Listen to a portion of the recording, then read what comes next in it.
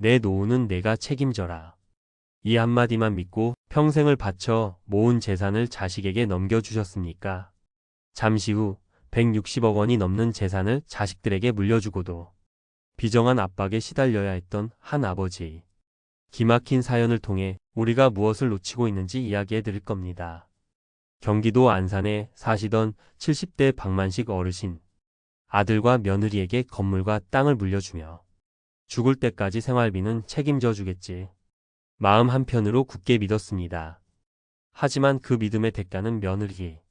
차가운 냉대와 폭언 그리고 따뜻한 밥 한 끼조차 제대로 얻어먹지 못하는 비참한 현실이었습니다. 결국 법정 다툼까지 갔지만 법원은 부양을 조건으로 재산을 줬다는 명확한 증거가 없다. 며 아들의 손을 들어주었습니다. 평생을 일궈온 재산도 잃고 자식을 상대로 한 소송 비용까지 모두 떠안게 된 박 어르신의 눈물. 과연 누구의 책임일까요? 이것이 비단 어느 한 가정의 특별한 비극일 뿐일까요? 한 통계청의 사회조사 결과는 우리에게 차갑고도 명확한 현실을 보여줍니다. 부모 부양은 가족이 전적으로 책임져야 한다. 고 생각하는 사람의 비율이 사상 처음으로 10%대인 19.7%까지 떨어졌습니다. 반면 가족과 정부, 사회가 함께 책임져야 한다. 는 응답은 62.1%에 달했습니다. 이것은 더 이상 내 모든 것을 자식에게 걸겠다. 는 부모 세대의 기대와 헌신이 당연하게 받아들여지지 않는 시대로 변했음을 보여주는 객관적인 증거입니다. 갈등의 원인은 단순히 자식의 불효가 아니라 우리 사회 전체의 가치관이 근본적으로 변하고 있다는 신호입니다.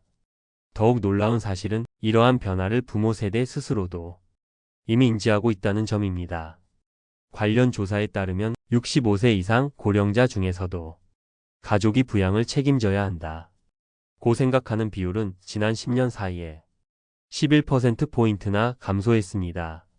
자녀에게 의존하기보다 어떻게든 스스로 생활비를 마련하려는 노인들의 비중은 오히려 크게 늘었습니다.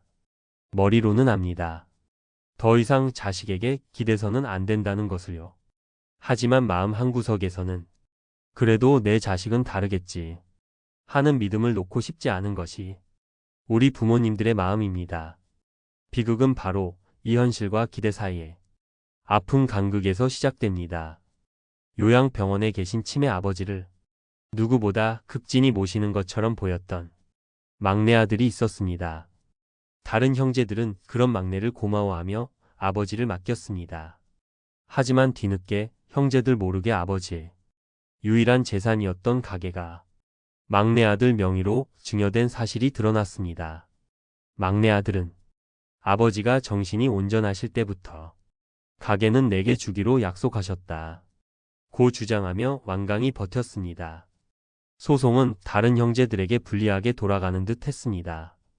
하지만 아무도 예상치 못한 곳에서 결정적인 반전이 일어났습니다. 아버지를 가장 가까운 곳에서 돌봤던 요양병원 간병인이 법정에서 용기 내어 진실을 증언한 것입니다. 증여 계약서가 오가던 그날 아버님은 사람도 제대로 알아보지 못하시는 상태였습니다. 이 한마디가 모든 것을 뒤집었습니다.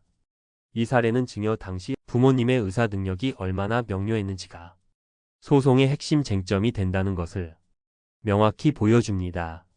중증 치매 진단서나 주변 사람들의 일관된 증언 같은 객관적인 증거가 있다면 부당하게 넘어간 재산을 되찾을 길이 열릴 수도 있다는 희망을 보여준 사건입니다. 하지만 모든 경우가 이런 희망을 가질 수 있는 것은 아닙니다. 심장 수술을 받고 겨우 퇴원한 아버지가 계셨습니다. 병원 문을 나선 아버지를 기다린 것은 따뜻한 집밥이 아니라 세 남매의 차가운 재산 요구였습니다. 이들은 아버지를 12시간 이상 쉬지도 못하게 몰아붙이며 어머니에게 상속받은 재산을 즉시 증여하라 는 계약서에 도장을 찍게 만들었습니다. 심지어 계약서에는 만약 다른 재산이 1원이라도 발견되면 전 재산을 포기한다 는 자식이라고는 믿을 수 없는 충격적인 조항까지 들어 있었습니다. 결국 이 사건은 법원까지 갔고 법원은 판결문에 이렇게 적었습니다. 아버지가 신체적, 정신적으로 정상적인 판단을 하기 어려운 상태에서 이루어진 계약이며 자식의 도리를 벗어난 반사회적 행위이므로 무효라고 말입니다. 자, 잠시 숨을 고르고 생각해 보겠습니다. 지금까지 살펴본 사례들의 공통점은 무엇일까요? 바로 설마 내 자식이 라는 굳건한 믿음과 그 믿음을 뒷받침할 아무런 법적 장치가 없었다는 점입니다. 입으로만 한 효도 약속은 법정에서 아무런 힘이 없습니다. 법원은 감정이 아닌 명백한 증거로만 판단하기 때문입니다. 부모의 건강이 악화된 시점, 특히 인지 능력이 저하된 상황은 재산을 노리는 일부 자녀에게는 안타깝게도 기회가 될 수 있다는 냉혹한 현실을 우리는 똑바로 마주해야 합니다. 그렇다면 우리는 무엇을 해야 할까요? 어떻게 해야 내 자식을 지키고 동시에 내 노후의 존엄을 지킬 수 있을까요? 첫째, 효도 계약서는 이제 선택이 아닌 필수입니다.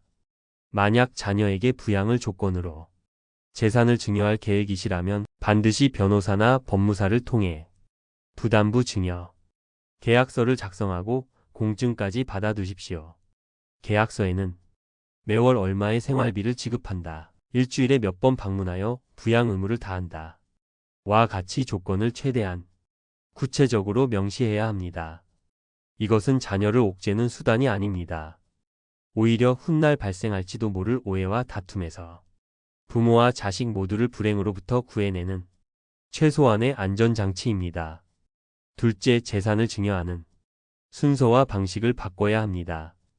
평생 모은 재산을 한 번에 모두 넘겨주는 것은 가장 위험한 선택입니다. 재산에 대한 통제권을 완전히 상실하는 순간 부모의 발언권은 약해질 수밖에 없습니다.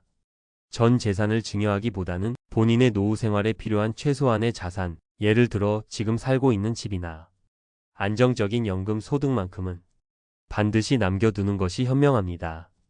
또한 사인 증여, 유언 대용 신탁처럼 내가 살아있는 동안에는 재산을 직접 관리하고 사후에 자녀에게 이전되는 방식을 활용하는 것도 좋은 대안이 될 수 있습니다. 셋째, 자식의 약속보다 더 든든한 연금 포트폴리오를 구축해야 합니다. 자녀의 부양 약속보다 더 확실한 것은 매달 어김없이 내 통장에 들어오는 연금입니다. 국민연금은 기본입니다. 가능하다면 수령 시기를 늦춰 더 많은 연금을 받는 연기연금을 적극 활용하십시오. 내가 사는 집을 담보로 평생 연금을 받는 주택연금은 안정적인 거주와 현금 흐름을 동시에 해결해주는 매우 강력한 수단입니다. 여기에 여유가 있다면 세액 공제 혜택이 큰 개인연금이나 IRP 계좌를 통해 제3의 월급을 미리 준비해 두셔야 합니다. 넷째, 가장 중요한 것은 건강할 때 미리 결정하고 모두에게 알리는 것입니다. 혹시라도 내가 질병이나 치매 등으로 의사 결정이 어려워질 때를 대비해야 합니다. 내 재산 관리와 의료 행위에 대한 결정을 누구에게 맡길지 미리 정해두는 성년 후 견제도에 대해 알아보시는 것이 좋습니다.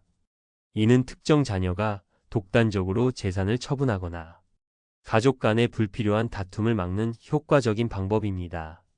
모든 자녀가 모인 자리에서 재산 분배에 대한 나의 뜻을 명확히 밝히고 그 과정을 기록으로 남겨두는 것 또한 분쟁의 소지를 줄이는 지혜입니다. 자식에게 재산을 물려주는 것은 분명 사랑의 표현입니다. 하지만 나 자신을 지키지 못하는 사랑은 결국 모두에게 깊은 상처로 돌아올 수 있습니다. 이 시대의 진정한 사랑은 자식에게 모든 재산을 넘겨주는 것이 아니라 내 노후를 스스로 책임지는 든든하고 존엄한 모습을 보여주는 것입니다.